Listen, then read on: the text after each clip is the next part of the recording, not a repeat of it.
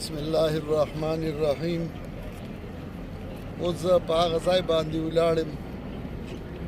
چې کوم ځای کې جناب رسول الله صلی الله علیه وسلم په غزوه احد کې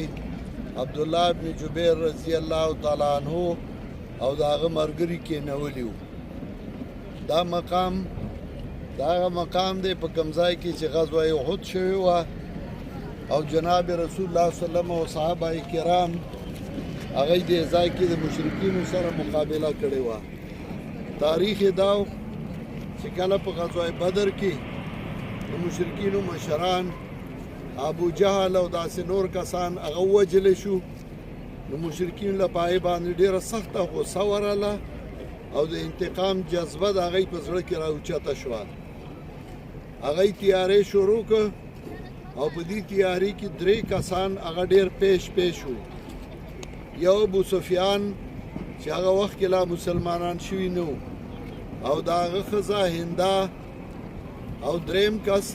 کعب الاشرف و چې هغه مدینه منوره سره خوا کې اوسېده. هندې به په خپل کور کې پروګرامونه جوړول، جلسې به یې جوړولې، خلک به راغوښتل او اشعار به وي د خلکو د تیزولو دپاره. ابو سفیان مدینه منورې ته راغی او د مدینه منورې په خوا کې د یهودو یو قبیله اوسېده او په هغې کې سره زدیره شو د دې دپاره چې د مدینې حالات او د مدینې لارې ګودرې هغه معلومې کړي د جنګ دپاره. کعب الاشرف د جناب رسول الله صلی الله علیه وسلم سخت مخالف و او هغه به اشعار د نبی علیه السلام په بېعزتۍ کې وي او د نبی علیه السلام بېعزتي به یې کوله. هغه مکې مکرمې ته راغی او دلته به ګرځېده په قبیلو باندې او دوی به یې تودوله د جنګ دپاره او د انتقام دپاره. 3 کاله بعد په 23 ستمبر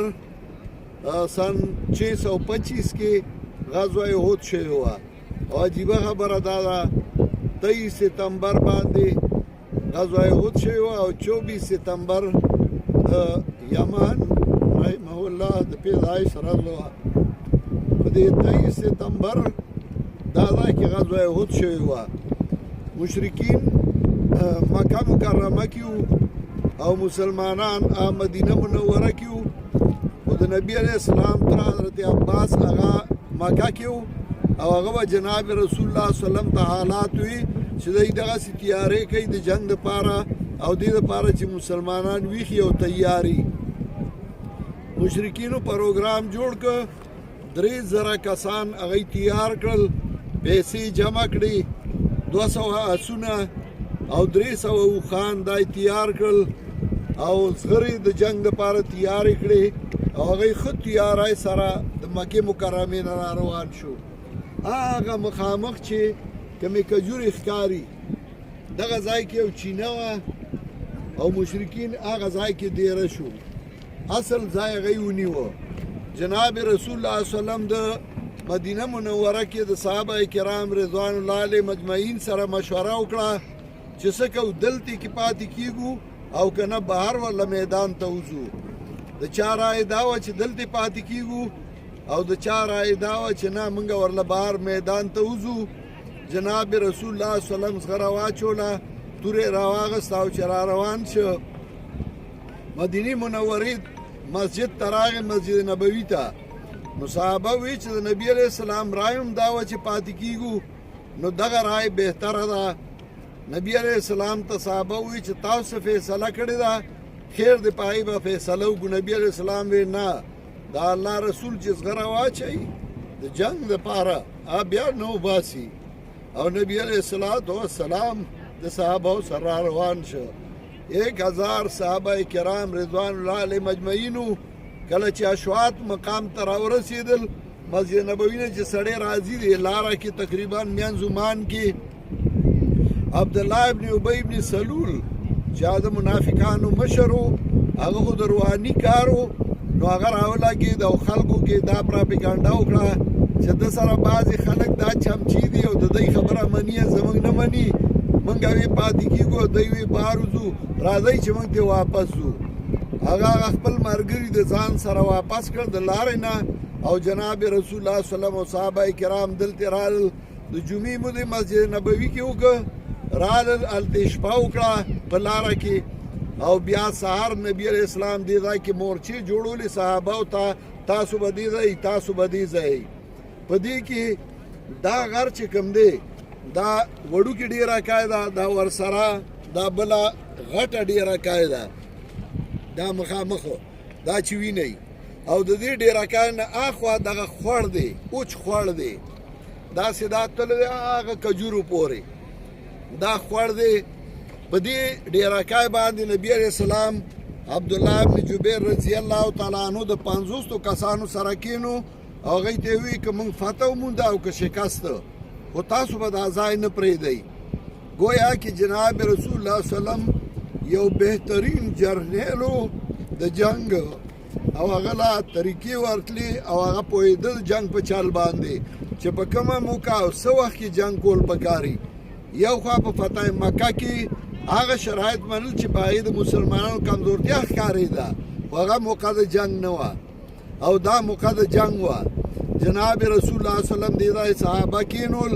عبدالله بن جبیر رضی الله تعالی عنه سره د 50 کسانو او هغوی ته یې ووایي که موږ فتح ومونده او که شکست تاسو به دا ځای نه پرېږدئ اول حمله مشرکینو وکړه او چې څنګه هغوی رالل ابو عامر هغه غشي شروع کړه او 9 کسان د هغوی نه په یو ځل باندې وویشتل او جنگ تود شو پای کې مشرکینو ماتې وخوړه او مشرکین وتښتېدل چې هغوی وتښتېدل دې میدان کې دا کوم چې میدان ښکاري په دې کې یو جنگ چې د مسلمانانو یو لویه معرکه وشوه او پای کې مشرکینو ډېر وال وخوړل دې ځای کې چې د عبدالله بن جبیر رضی الله تعالی عنه سره کوم کسان ناست وو هغوی خپل اتحاد کې خطا شو او هغوی ووایي چې اوس خو دلته د ناستې هېڅ ضرورت نشته راځئ چې دی سره مال غنیمت راغونډ کړو امیر ورته ووایي چې مه ځئ خو بیا هم د امیر اطاعت رانغی صحابه کرام معصوم نه وو ګناه ترې کېده خو هغه ګناه الله معاف کړی دی هغه محفوظ دي او الله هم وایي لقد عفا الله عنهم ما دی نه عفه کړی دی ګناه ته ما ګناه نه دی ویلی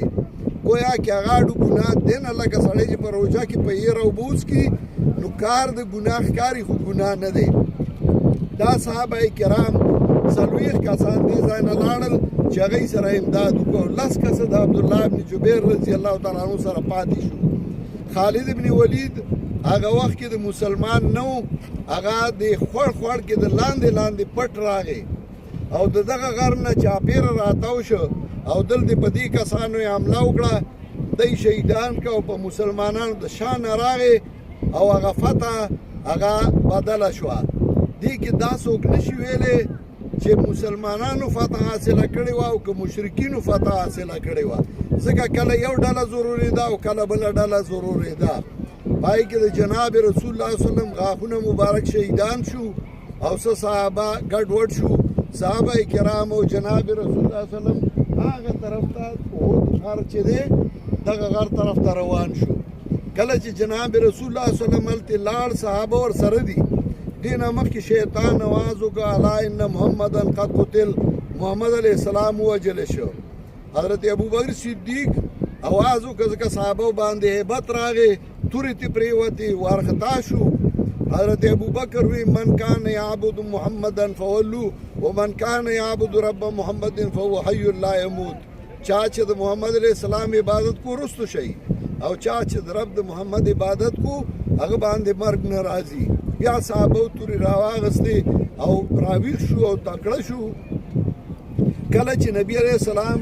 هغه ځای ته دغه د احد غر ته دغه کندې ته ورسېده صحابه ورسو نو په دغه وخت کې مشرکین ورپسې روان وو چونکې هغوی خو زغرې وې درانه وو نو هغوی بره خطی نه شو او صحابو پې د بره نه د ګټو غوزارونه شروع کړل دی بیا واپس راوتښتېدل او جناب رسول الله وسلم زخمی شوی و په هغې کې په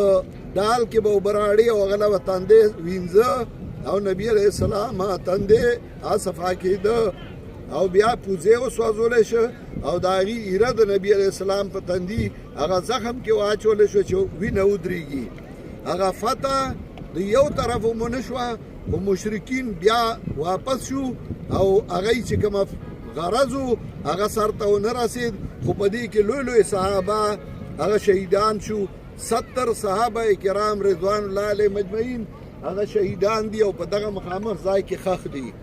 په دې کې حضرت حمزه رضی الله تعالی عنه هغه سر فرست دی هندا چې د هغې ته ډېر تاو رسېدلی و نو هغې د څه کسانو شهیدانو نه پوزې او غوږونه پرې کړل او د حضرت حمزه رضی الله تعالی عنه چې د نبي علیه السلام تره او په دواړو لاسو به یې جنګ کو اتوره به یې چلوله هغه به وي انا اسد الله انا اسد الله زه د الله زمری زه د الله زمری هغه شهید شو. هندي د هغه اینه راویسته او هغې چوپله د ډېره تاوه ځکه هغې ته تاو رسېدلی و د هغې پلار په بدر کې مړ شوی و نو هغې ته تاو رسېدلی و. وروستو بیا هغې مسلمانان شوي دي. خالد بن ولید رضی الله تعالی عنه ابو سفیان او دا خلک ابو سفیان د مشرکینو د فوج مشر او بل طرف ته د مسلمانانو د فوج مشر جناب محمد رسول الله صلی الله علیه وسلم. دا د مسلمانانو یو تاریخي ځای دی دا د جذباتو د اوچتېدو ځای دی